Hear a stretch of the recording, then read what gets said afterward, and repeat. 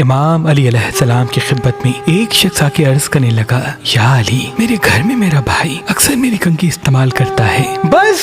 جیسے ہی یہ کہا گیا تو امام علی علیہ السلام نے اس کے بھائی کو طلب کیا اور فرمانے لگے، اے بندہ خدا، میں نے اللہ کے رسول سے سنا کہ جو انسان دوسرے کی کنگھی کو استعمال کرتا ہے تو اس کے دماغ کی جڑیں کمزور ہونے لگتی ہیں اور وہ دماغی امراض میں مبتلا ہونے لگتا ہے، ان کے کاموں میں الجھن پیدا ہوتی ہے، کیونکہ یہ وہ عمل ہے جو انسان کی سوچ کو الجھاتا ہے اور پریشانی میں دھکیلتا ہے۔ وہ رونے لگا اور عرض کرنے لگا، شاید یا علی یہی وجہ ہے کہ میرا کوئی بھی کام صحیح نہیں ہوتا اور اکثر پریشانیاں میری زندگی میں گھر کر چکی ہیں۔ امام علی علیہ السلام نے فرمایا، تم اپنے وجود سے اس عادت کو دور کرو، اللہ تمہیں کامیابی سے نواز دے گا۔ اے شخص، کنگھی دیا کرو، کیونکہ جو انسان نیند سے اٹھنے کے بعد بیٹھ کے کنگھی دیتا ہے، اپنے بالوں کو سنوارتا ہے تو اس کے دماغ پہ اللہ کا نور برستا ہے، اور جو انسان اپنے بالوں کو الجھا کر رکھتا ہے تو وہ اپنے نصیب میں الجھن پاتا ہے، اور جو انسان کسی دوسرے کی کنگھی سے